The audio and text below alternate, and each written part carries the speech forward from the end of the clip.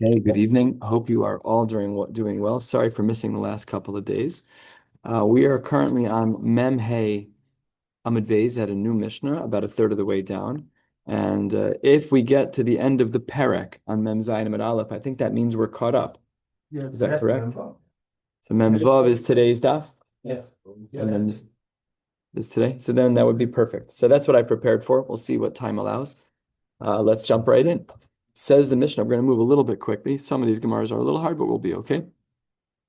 Dvarim she'ein chayavin aleim mishum pigul. If there's a case scenario where one would not be chayav for pigul, but much as that's true, chayavin aleim mishum nosar mishum tameh. But had it been that you did a similar type of action in regards to nosar and tameh, so then you'd have been chayav in those cases, chutz min adam, with the exception of blood. Now we're going to have a significant nusach change here in the Gemara. So I'll just read from the side here. It's Numi Rib Shimon Bidavar Shedarko Le'echol Chayev. Numi Rib Shimon Bidavar Shedarko Le'echol Chayev. That's what it's supposed to be. Numi. Numi means to say. Omar. It's an odd word. We have seen it in Shas before. No, you don't. It doesn't ring a bell. I've seen the word before somewhere. No. Oh. I was expecting you to say yes. I remember this from. I'm pretty certain we've seen it somewhere. Numi means to say. It's Amar, weird word. And it will become clear on the next Amud as to how we see this, because when the Gemara quotes this Mishnah later in the two dots on the next page, it quotes it the way the correction on the side is. So what does he say? He says that's only true by something that's normal to eat. But aval ha'etzim v'halavona v'aktores, the wood, if somebody eats wood, or if somebody eats frankincense, which isn't typically edible, or v'aktores, if you eat the flour that typically gets burnt, it's really not meant to be food. Ein chayav and alav, this is referring to kares, mishum tum, if you ate them when you're tameh, so then that's just not what would happen. You would not be chayav in that case. Obviously, a super cryptic Mishnah. There's so much. It's almost hard to read. There's so many in betweens and question marks. It's hard to read. Let's get into the Gemara over here. Tanu Rabbanon, a third of the way down. We have a brisa from Maseches Meila. Yachol lo yu chayavin mishum tuma ela al davar sheyesh lo matirin. Perhaps we would say that in regards to someone who ate food while they're tuma, that they would not be chayav unless they're dealing with something that was davar sheyesh lo matirin. For example, a korban. What's the matir of a korban? A zrika. So if that's the case, bein la'adam bein lemizbeach, whether or not we're talking about a person, such as going to the mikvah, or lemizbeach, something like zrika sadam, those are davar sheyesh lo matirin. The dinhu, and I'll give you a svara. This is a five-line svara, and it is pretty rational, and it goes like this: Uma pigul. If somebody violated pigul, and this is talking about, as Rashi here points out, bishogeg.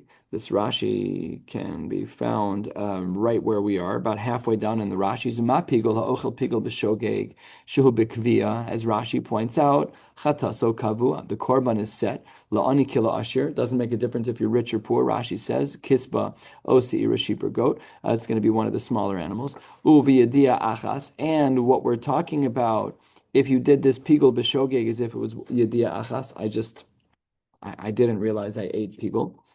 Below hutar mechlalo, and pigul doesn't have a general broad heter like tuma does. We know the tuma sutra b'tzibor, and in that case of pigul, we say ein chayavan alav ela davar sheyesh lo matirin ben adam en mizbech. That the only time that we're lenient is when we're dealing with a case scenario of something that has a matir, like a korban has rika, that's a matir. So that's true for something which is more chamor. What about tuma, which is more kal? Tuma shehi be'ola v'yored. If somebody eats kodshim and they do so, the shogeg, the korban that they bring is not a fixed animal. It's an ola v'yored, which is arguably a lighter type of korban.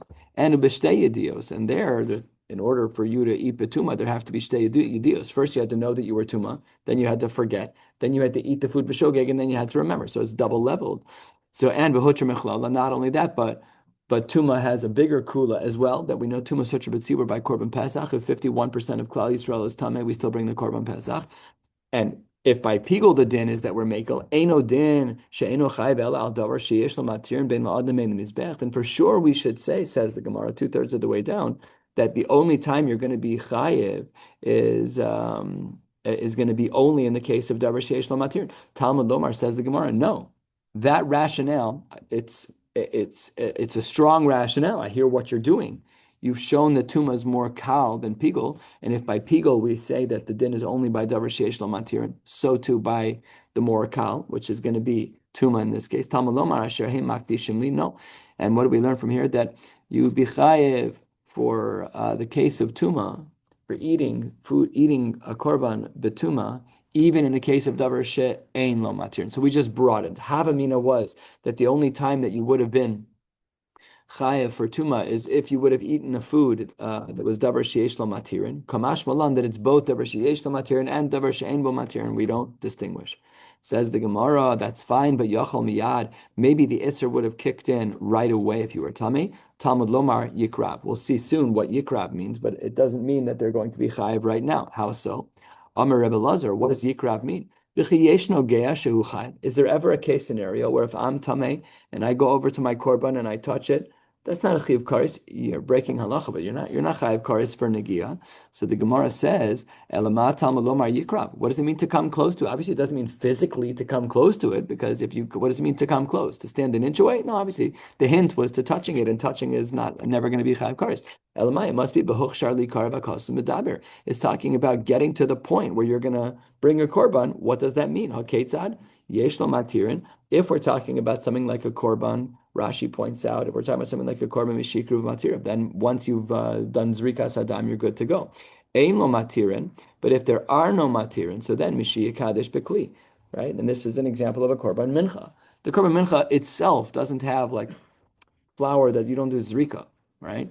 The only way to make it mutter is to put it into the kli sharis, which is external to the actions of, let's say, the korban. There's zrika, you're throwing blood.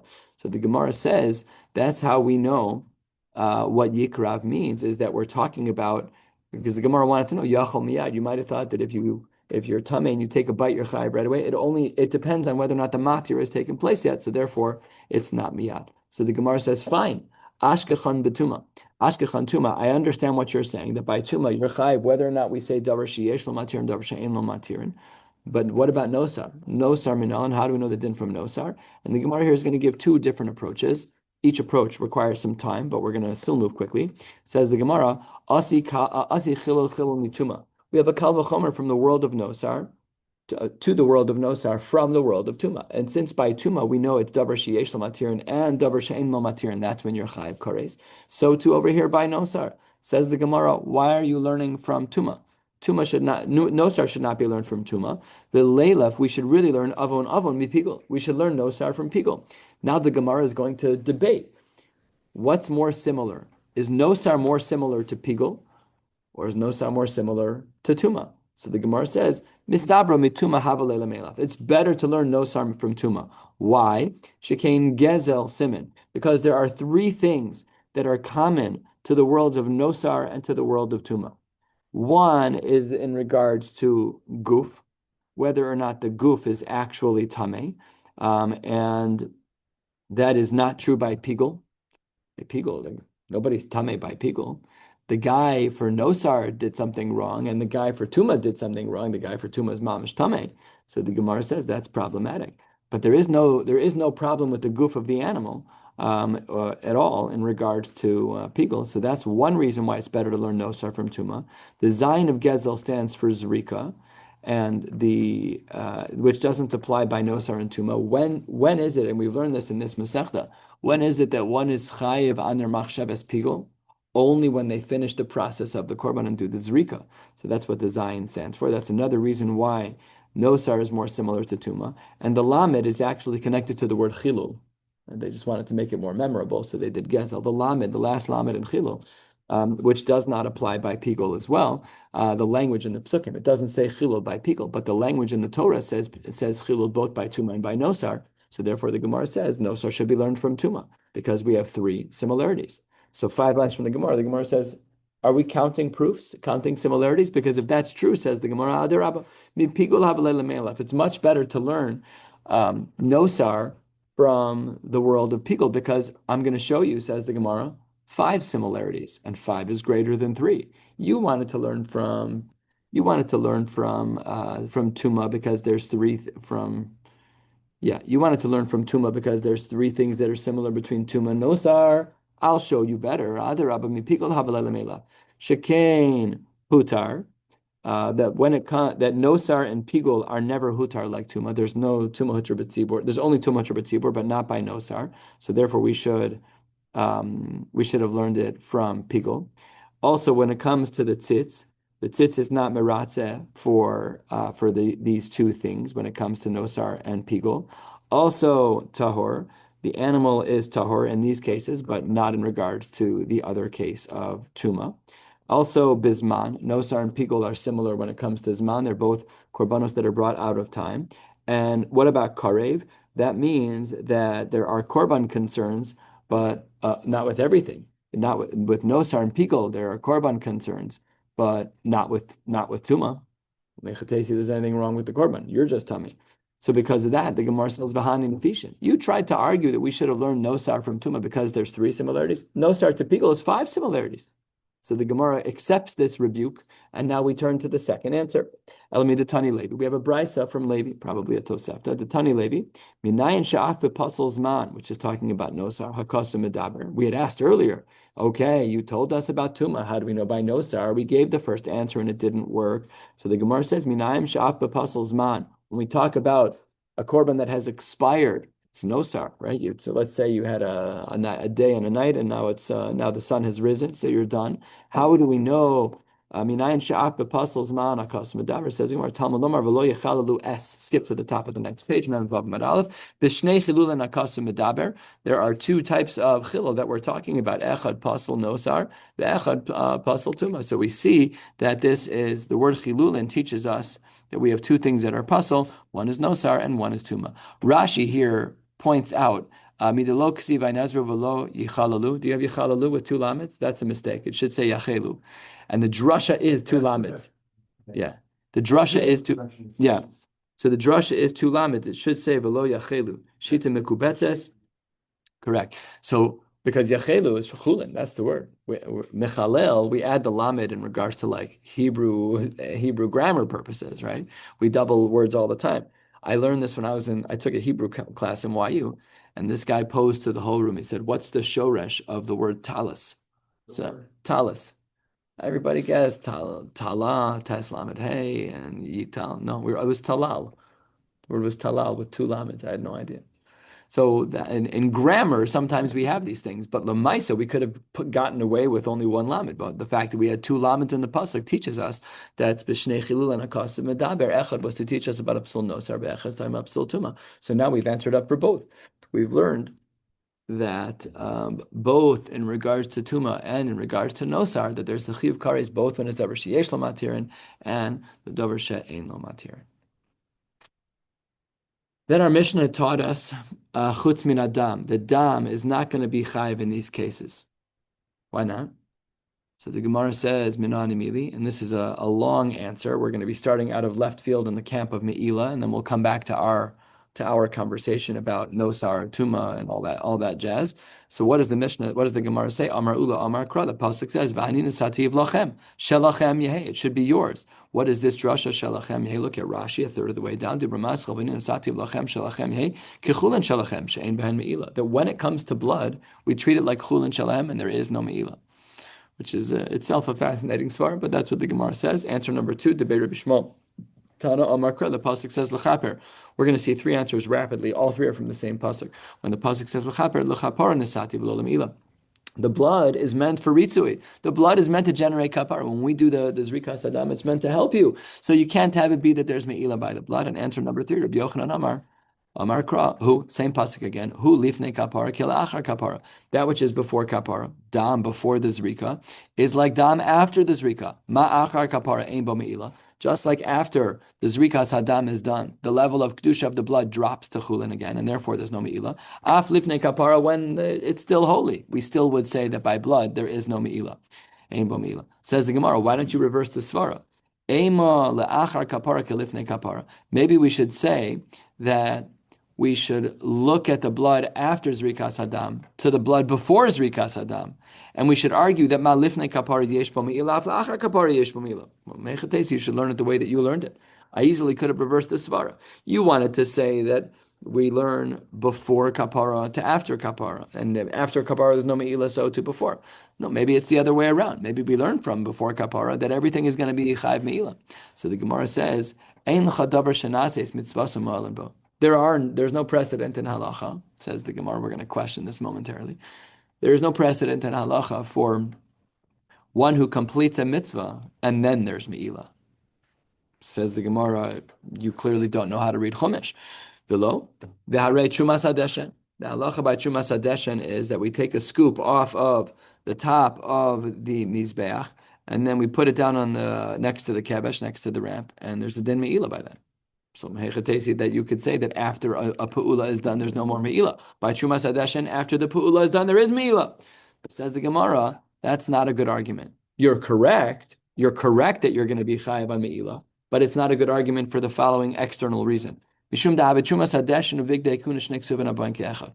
comes to the world of Big Day Kahuna and Trumas Hadeshen, both of those things do taka have meila after they've been used. Trumas Hadeshen has one, and Big Day Kohanim also have one. And what happens when you have Shnei Ksuv and Abayin Ke'echad? So the Gemara says, we've seen this in Shas a good dozen times, probably more, that whenever we have two psukim, if you had one pasuk only in Shas, I could build a binyan av from that. I can learn from that to apply to others, unless there's a huge chiddush by that case. But once you say it in two different psukim, then it can only apply to those two psukim. HaKadosh Baruch Hu was saving ink. So if he's writing it twice, it means that it's only by those two things.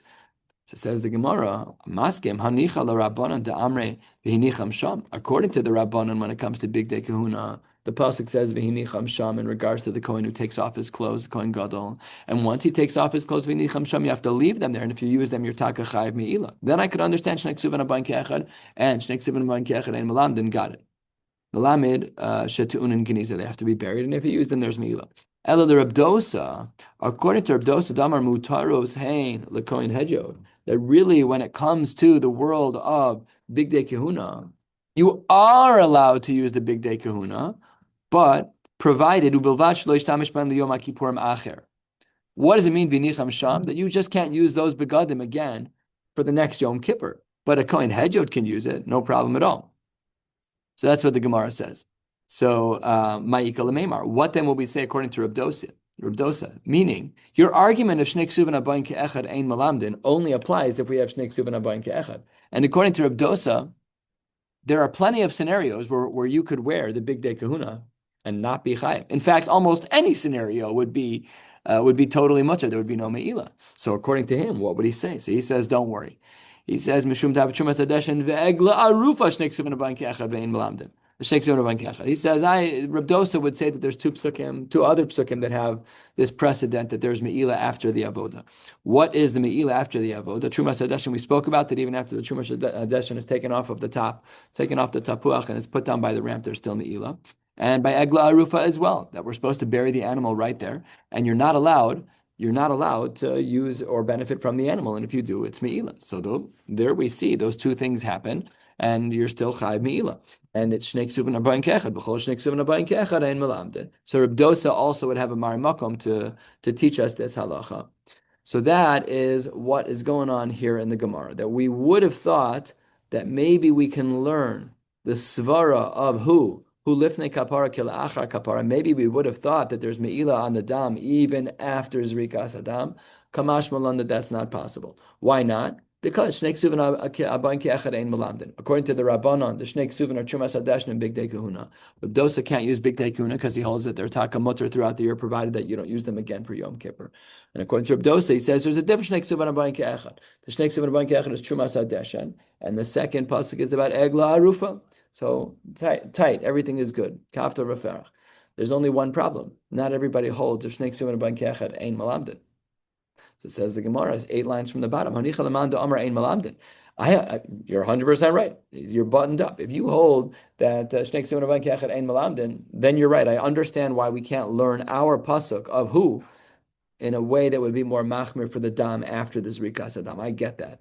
However, says the Gemara, according to those who say that the fact that the Torah went out of its way to write a halacha in two places, that doesn't mean we can't extrapolate and teach it to other places. Of course we can. Well, if that's true, then I could relearn the pasuk of who to teach me that you're chayiv on meila even after zrikas adam. So the Gemara says, you're right, very good. Very good. But really, we're going to go back to this case and say tre miute ksivi. Really, when it comes to the world of egla arufa, which is in Dvarim, and when it comes to the big day kohanim, so the Gemara says that in these two cases they have miutim. They're not. It's not because of Shnei Kesuvim Abayin Ke'echad. It's a drasha. What's the drasha by each of them? Says the Gemara. It's the hay of ha'arufa, and v'hasam ksiv v'samo. The vav was also unnecessary. So therefore, the Gemara says that we have no precedent. These are just they're exclusions to the rule, and it's not because of Shnei Kesuvim Abayin Ke'echad. 5-6 lines from the bottom, the Gemara says, why do we have so many psukim in Chumash? And actually, all the psukim are detailed here on the side. I'll reference them by their location. I'm not going to read all of them. But the Gemara said, "Tlasa kroi b'dam lamali." Why do I have 3 psukim? So on the side here, the Gemara says what the 3 psukim are. It's quite a few of them, and whatever. There's just a lot of psukim to talk about this. It says the Gemara, the reason why we have so many things about dam is to teach us that in all 3 of those cases, the dam is not subject to Isser in all of those cases. Aval pigul, but by pigul, we actually don't need a pasuk at all. Lo tzarich krav. And I'll just give a preamble. When does pigul kick in? Let's say I have a perfect machshavas pigul. What are we waiting for the Isser to kick in? Zrika. So if Zrikas Hadam is what is a matir, and the Zrikas Hadam is what creates pigul, in and of itself, it's a davar matir. And because that's true, you can't say that there's an isser with that dam. It's not possible. That's what the Mishnah says here. The Mishnah says that the Ditnan, we have a Mishnah that I think we already learned. Yep, on Mem Gimel. The Gemara says, 4 lines from the bottom, Kol sheyesh lo matirin, such as a regular korban, ben la'adam ben l'mizbeach, chayav an mishum pigul. But the dam gufei matirhu. You're right that you be chayiv pikul, but you're not going to be chayiv me'ila on the dam. No kares on that at all. You can't drink the blood, but it's not. That's not this isser. That's not going to be on the dam. That's what the Gemara says.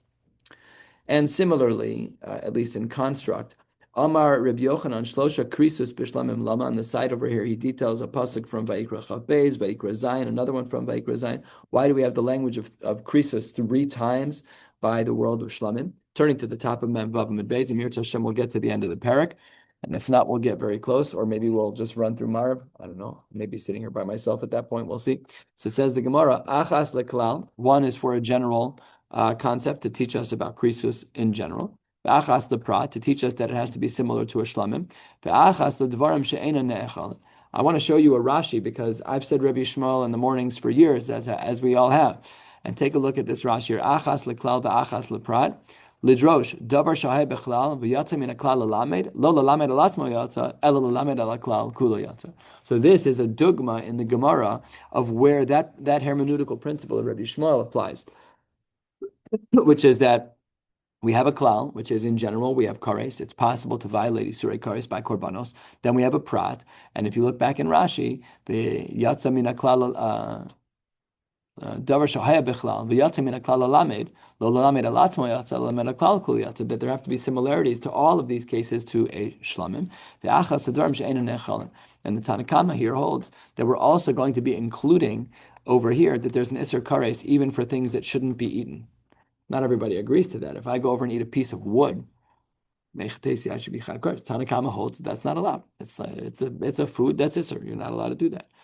So we actually are very makel in general when it comes to eating things that are not correct. And we'll see the machlokas is just quoted over here again. That was our Mishnah that we started with today on Mem Hey Amud Beis, where Reb Shimon said, "Wait 1 second." On Chav Gimel. Oh yeah. Well, that doesn't quote Reb Shimon. Oh, which one are you talking about? That's our Mishnah. Our Mishnah says that on Mem Hey Amud Beis. So our Mishnah says, remember, Numi Reb Shimon, B'davar Shedarkan Lecha, Aval Eitzim B'Halabon B'Aktaris, Ein Chayav Lo Mishum Tuma. He said it doesn't apply because it's not edible. So that's the same Tanakama Reb Shimon that we see in our Mishnah is being reflected over here in another Mari Makom. That's what the Gemara says. And the Gemara says, but okay, I understand that's why we have the 3 krisus according to you, 1 for klal, 1 for prat, and 1 for eating inedible objects. But why was the 3rd krisus there for him? because he holds that if you eat something that's not a normal food to eat, you're not chayav in that case. So if that's the case, what's the third krisus for? So the Gemara says the isuye chatos pnimios, talking about a chatos that was done in the heichal and mizbeach hazav. What's the case? That anything that isn't on the outer mizbeach like a shlamim ein chayav and alav mishum pigul. There would be no chiyuv pigul mishum tuma nami lo lechayiv. I might have also extrapolated that tuma also wouldn't have been chayiv. Kamash malan that taka would be that by chatos pnimios it would also be chayiv in such a case. Now let's get into the belly of the Shita of Reb Shimon. And this is actually one of the Mari Makomos that we needed to understand the right syntax of our Mishnah. Look what it says here in the two dots. Numi Reb Shimon, Mechayev es Shadar Kolecho. This is where we get it from. Good. So that's what our Mishnah had said, that Reb Shimon held that there was no Chiyuv Kares by eating foods that are inedible. There's only a Chiyuv Kares by eating normal foods. I'll just say that, like, even if we have medications, right? Medications are filled with animal stuff all the time. It's not. We don't even think about it. We don't look for hechsherim on Tylenol. We have no idea how it's made. We have this assumption in halacha that when you swallow a food whole, that's not considered achila bichlal. So that's why we have kulas on certain fast days, even on Yom Kippur. If you have to take medicine, so Rabbi Robinson shared with me that you can take less than an ounce of gross water. You add some soap. Shulchan Aruch's example is a very, very dark tea. The tea essence is so strong, it's not enjoyable. I don't even think you make a bracha on it. It's just gross. It's not tea in the way that we're thinking of tea. It's like, 20x concentrate. It's not edible. Anyways, the Gemara here says in the name of Reb Shimon that when it comes to foods that are inedible, you're not chayav kares. That's not a normal achila. So what does he do with that third pasuk? We just said he learns about this idea that it's still going to be tuma in chatos pnimios in regards to someone who does this iser. The Gemara then says in the name of Reb Shimon, Itmar, he says, Rabbi Yochanan v'Reish Lakish were a pair. Rabbi Lazar v'Rabbi Yossi v'Reb Chanina were a pair. But chad mehai zuga, v'chad mehai zuga, or Zuza. I have Zuza in the Gemara, but that's not a normal word. I don't even. It's the girsa change that I see here is twofold on the side. Zuva, Zayin Vav Vav Aleph. I've never seen that word. Has anyone ever seen that? Zayin Vav Vav Aleph. It's a new one. Or Nusach. I have no idea. Nusach Acher Zuga, which is Rashi's Kisvei Yad writes that way, and then the Hagos V'Tzionim writes V'shalosh Hanuschos Nechonos. Thank you very much. Dikduke Sofrim and Tainus Chaf Aleph Hamid Beis. So all of these words seem to mean the same thing, which is the other guy. So you had one of the two, either Rabbi Yochanan or Reish Lakish, who agreed with either Rabbi Lazar or Rabbi Yossi Reb Chanina. So Chad Mehai Zuza, Bechad Mehai Zuza. Chad Amar, that the machlokes in our Mishnah between the Tanakama and Reb Shimon in regards to whether or not inedible foods are chayiv, where the Tanakama says you're chayiv and Reb Shimon says you're potter. Machlokes is only talking about betumas basar if you are going to eat that inedible food from when you're tamei. Aval betumas haguf, sorry, not when you're tamei. When what? When the korban is tamei. Aval betumas haguf, if you're tamei when you eat it, divrei akol eino loke. Everyone agrees that you're not going to be chayiv yourself. If the animal is, if you're tamei and you eat an inedible object, everyone agrees that you're not chayiv malchus. So that was one approach in regards to the machlokes of Shimon and the Rabbanon. Quarter of the way down on Mem Vav Mem Beis. V'chad amar ki machlokes bezu kach machlokes bezu. No, they held that that's not true. That when it came to both of these things, that the halacha was exactly the same. That he felt that there was. You're right by tumas basar, but when it came to tumas aguf, and all of them, they held exactly the same way. The machlokes applied in both. There was no broad kula of no malkos by tumas aguf. The same machlokes Reb Shimon and the Tanakama applied. So then the Gemara says, my taima, what's the reason for this to be true? And this is a sophisticated drasha from multiple psukim. Kevan de karina be b'habasar asher yiga b'chol tamei. Since we have a pasuk that says anything that you touch, it becomes tamei. So because and this is talking about the inedible food. So therefore, karina be v'tumaso alav, even if it's going to be on his own tuma. So we're extending from tumas basar to tumas aguf, which was one of the shitas that we saw. Rav Tivumi Masni Hachi, what we just learned is how Rav Tivumi learned it. Rav Kahana Masni Hachi, he actually learned this machlokes in the Tanaim about what the machlokas is between Tanakama and Reb Shimon. He learned it a little bit differently. So one from each of the pairs. But a seifa, he learned it on the Shita, not of the Tanakama, but he learned it on the Shita of Reb Shimon. One says that the machlokes was only about tumas haguf, the exact opposite of what we learned. If the machlokes is about tumas haguf, that means that's when the guy himself was tamid. But everyone would agree that if you ate a food that was tameh and you ate the inedible portion of that food, everyone agrees that you're chayv malchus. You we ate iser. So this svara is probably more relatable to us. It's not just a machlokes in regards to guf; it's also a machlokes in regards to tumas basar. It seems to Rava that the machlokes is across the boards. My timer, because it says the Gemara came into lokarin beva tumasu alav b'nichrasa, because what he would have held is that Reb Shimon would have been mekel even if someone was metame beguf, because he held kemachlokes bezu kach machlokes bezu. Therefore, lo karinan bay. We therefore would not say v'abasar shiur yiga b'chol tamei lo yochal. We wouldn't have connected those two psukim like we did before, and therefore Rava feels that it's therefore more reasonable to assume that the machlokas was in both cases. Says the Gemara as we get to the final mission of the parak, Amar Mar, Basar, the Rabos Eitzimul Levona. How can you say, Reb Shimon, that you're going to be potter if you eat inedible food? The word Basar has a drasha to it. We have a drasha over here. What's the drasha? This is a drasha from Chulin, the Rabos Eitzimul Levona. Those are inedible. So how can Reb Shimon Bichlal hold that way? Says the Gemara, I agree to the drasha in that it's lipsula de alma. It's puzzle. You're not allowed to do it, but you're not Chai Malkus. It's just a wild idea, and I never really thought about it, but like let's say that there's an animal in front of us that's an avela, and I don't eat the meat, but I eat the bone. So what's the isser? It's inedible. Would we have felt on our own? There's pork on the table. I don't eat the pork. I'm from. But I washed off the bone and then I chewed it. What's the din? I instinctively would have thought same exact chiyuv. Would you have felt the same way? If you eat a bone of a pork, what you would have felt it's different than the meat? I never thought about it until today, but it strikes me that we would have assumed the whole entire thing is asur. Strikes me that way. I for sure would have thought you get malchus. If you ate b'shogeg, I remember my Zaidi, he used to crack the bone open and get all the marrow out. I remember watching him do that. That's not normal achila. What? That's their achila now. Is it now? I don't know. Same back then. That was a different. I didn't know. I don't know. You do that? I do not, but I've seen it. It was a generational. Yeah. Oh, okay. Very good.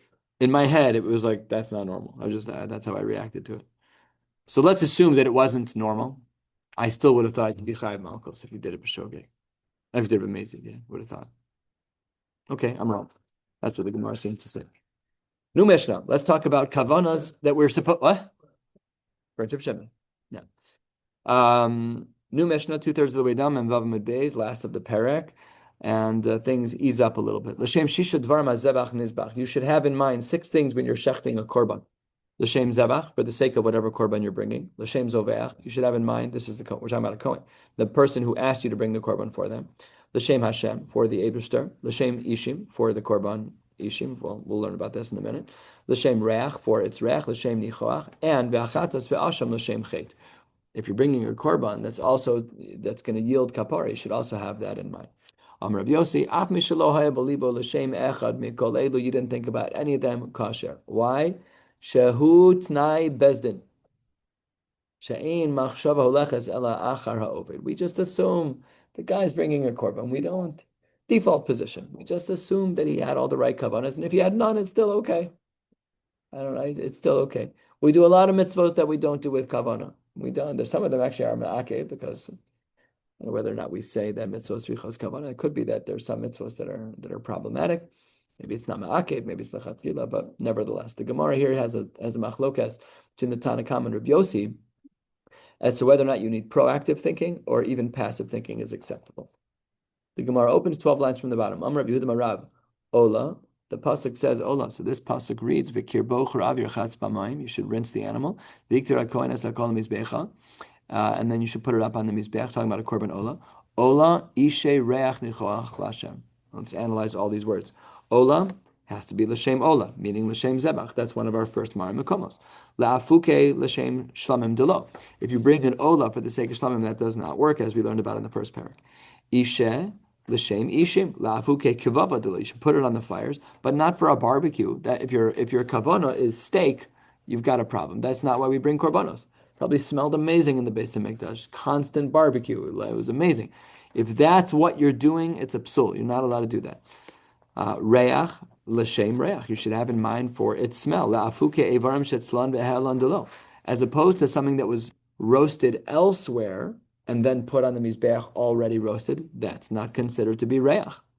Afal that it's getting more cooked, and we have maybe mitzamek v'yafalo, you got whatever the svaras are. You have to put the animal up there uncooked. Otherwise, you're violating the concept of l'reach. The Amar of Yehuda Marav. How do we know that you can't bring an animal onto the mizbech that's already been cooked? First of the long lines, Evarim shetzlan v'he'elan ein bahen mishum reach. If you bring an animal that's been roasted already and you put it up on the mizbech, it doesn't qualify for reach. What does nichoach mean? What? What's the practical way of roasting it not on the bed? We bring it outside. It's possible to bring it outside. If we're building a bonfire in the corner, yes, I like it. Let's talk about a bird. Okay, birds are very small. So let's say you did the malika, and let's say there was a fire that was there just to keep your hands warm. It was cold, and you just what? And you just roasted it. I'm just saying, like you just stood there. You're like, my hands are cold. I don't know if there were. Wait, didn't they have a fire in where they slept? Yeah, the side room. What was that room called again? I remember it had tiered stairs. People slept there. There was a tunnel for someone who became a Balkari.